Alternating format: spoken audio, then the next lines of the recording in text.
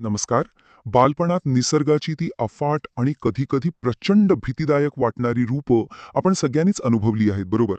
आजच्या या विश्लेषणात आपण याच एका सुंदर पण गूढ अशा अनुभवाचा वेध घेणार आहोत. हेंग गे आई. आज आपण एका लहान मुलाच्या नजरेतून वाऱ्याशी झालेला त्याचा तो पहिला थरारक सामना कसा होता, हे अगदी जवळून अनुभवणार आहोत. एक भयंकर शांतता आणि हळूहळू वाढणारी हुरहुर. चला तर मग या गूढ विश्वात थेट प्रवेश करू. आता समोर दिसणारे हे दृश्य बघा. हे चित्र म्हणजे या संपूर्ण कवितेचा आरसाच आहे. एका बाजूला तो गूढ भकास असा निसर्ग, ते मोडकं देऊळ आणि तिथे वाढलेली झाडी, आणि दुसऱ्या बाजूला त्या अनोळखी शक्तीला प्रचंड घाबरून आपल्या आईला घट्ट बिलगलेला आणि काळजीने प्रश्न विचारणारा तो लहान मुलगा. हीच तर या कवितेची खरी मध्यवर्ती कल्पना आहे. एक अथांग, न समजणारा निसर्ग आणि त्याच्या पुढे पूर्णपणे गोंधळून गेलेलं एक निष्पाप बालमन. पार्श्वभूमी. एक गूढ परिसर. कवितेची सुरुवातच मुळी एका अस्वस्थ करणाऱ्या जांभळी अंधारी असलेल्या दुपारीने होते. आणि याच गूढ वातावरणात त्या मुलाची नजर एका विशिष्ट दृश्यावर खिळून राहते. मोडके देऊळ, त्यावरी पिंपळ. कवीने वापरलेले हे शब्द नुसते वाचले तरी अंगावर काटा येतो, नाही का? एक मोडकळीस आलेलं देऊळ आणि त्यावर वाढलेलं पिंपळाचं झाड.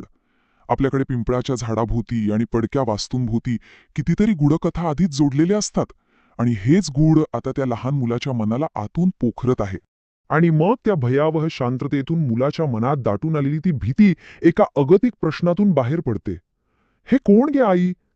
त्याची ती निष्पाप उत्सुकता आता हळूहळू एका न समजणाऱ्या भीतीमध्ये बदलतीये. त्याला अजिबात समजत नाहीये की या निर्जीव वाटणाऱ्या गोष्टींमध्ये अचानक जीव कसा आला. तिथे नक्की आहे तरी कोण?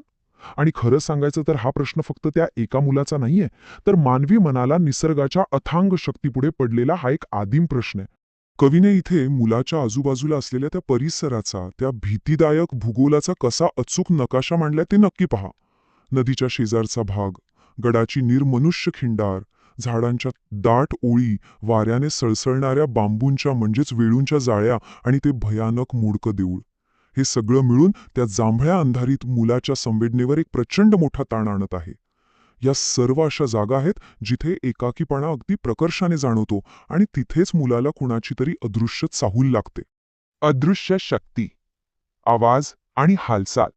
आता वाऱ्याचा वेग अचानक वाढतोय, आणि इथून पुढे आपल्याला दिसतंय की कशा प्रकारे वास्तव आणि बालमनाची कल्पना यात अक्षरशः जमीन अस्मानाचा फरक असतो. वास्तविक पाहता तो फक्त एक सोसाट्याचा वारा आहे, जो झाडांच्या फांद्या हलवतोय आणि पानांमधून वाहताना त्याचा शिट्टीसारखा आवाज येतोय. पण त्या बिचाऱ्या घाबरलेल्या मुलाला काय वाटतंय? त्याला वाटतंय की कोणीतरी अक्राळ विक्राळ राक्षस चिंचांच्या शिंड्यांना आणि वडाच्या पारंब्यांना म्हणजे वडाच्या दाढ्यांना जोरात ओढून हलवत आहे, आणि कोणीतरी मुद्दाम पाखरांना घाबरवण्यासाठी मोठ्याने शीळ वाजवत आहे. हा विरोधाभास बघा, एकाच वेळी गमतीशीर आणि तितकाच थरारक आहे. आता मुलाच्या संवेदनांचा कसा अतिरेक होतोय ते बघा. वाऱ्यामुळे वाळलेली सोनेरी पाने जणू काही फेर धरून गोल नाचत आहेत असा त्याला भास होतोय. नदीच्या पाण्यात पडलेली झाडांची सावली वाऱ्यामुळे थरथर कापत आहे. आणि या सगळ्यात सर्वात भीतीदायक गोष्ट कोणती असेल तर, जेव्हा तो मुलगा मदतीसाठी हाका मारतो तेव्हा वाऱ्यामुळे त्याचेच प्रतिध्वनी त्याला ऐकू येत आहेत. जणू ती अदृश्य शक्ती त्याला वांकोल्या दाखवत आहे, त्याची थट्टा उडवत आहे. हे फिरणारं दृश्य, हे घुमणारे आवाज त्याला पूर्णपणे वेढून टाकतात. भीती आणि पलायन, कवितेचा परमोच्च बिंदू. डोळ्यांसमोर नाचणारी ती पानं आणि कानात घुमणारी ती शीळ. आता या सगळ्याचा ताण त्या मुलाला अजिबात सहन होत नाहीये. त्याची भीती अगदी सर्वोच्च पातळीवर पोहोचते, आणि त्याची थेट शारीरिक प्रतिक्रिया आपल्याला इथे पाहायला मिळते. उरांत धडधडे. घाबरल्यामुळे त्याच्या छातीत आता प्रचंड धडधड होत आहे. तो तिथून सुसाट पळत सुटतो, पण भीतीमुळे धावता मी पडे. तो अडखळून धडपडतोय, आणि जीव मुठीत धरून पळत असतानाही एक प्रकारची दहशत त्याच्या मनात घर करून आहे. कोणी ये मागून, कुणीतरी आपला नक्की पाठलाग करतं या भीतीने तो सारखा मागे वळण पाहतोय. मुलाची ही अवस्था वाचताना आपल्याही हृदयाचे ठोके क्षणभर वाढतात ना. कवीने ही पळापळ आणि ती धास्ती शब्दांतून अगदी जिवंत उभी केली आहे. निसर्ग आणि बालमन. चला, आता थोडा वेळ थांबूया आणि एक दीर्घ श्वास घेऊया. मुलाने पळ काढला आणि तो सुखरूप आपल्या आईजवळ पोहोचला. इथला सर्वात महत्वाचा मुद्दा म्हणजे ही कविता आपल्या सर्वांच्याच बालपणाची एक नॉस्टॅल्जिक आठवण आहे. एकदा आठवून पहा बरं, आपले लहानपणीचे दिवस, जेव्हा वाऱ्याची सळसळ, ढगांचा तो भयंकर गडगडाट किंवा अंधारात हलणारी एखादी झाडाची फांदी आपल्याला खरंच सजीव वाटायची. निसर्गाच्या या अदृश्य शक्तींविषयी वाटणारं ते अफाट कुतूहल आणि ती निरागस भीती हे मानवी आयुष्यातलं एक अतिशय सुंदर आणि नैसर्गिक पर्व असतं. भा. रा. तांबे यांनी अतिशय ताकदीनं त्या तरल भावनांना या कवितेत शब्दबद्ध केलं आहे.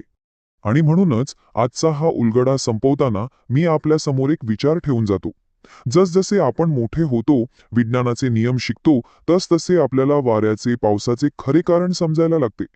पण हे सर्व समजून घेताना निसर्गाकडे पाहून वाटणारं ते बालपणीचं आश्चर्य, ती जादू आणि तो अद्भुतपणा आपण कुठेतरी कायमचा हरवून तर नाही ना बसलो? मोठे होत असताना निसर्गाच्या या अथांग शक्तीकडे पाहण्याचा आपला दृष्टिकोन नक्की कसा बदलला आहे, यावर नक्की विचार करा.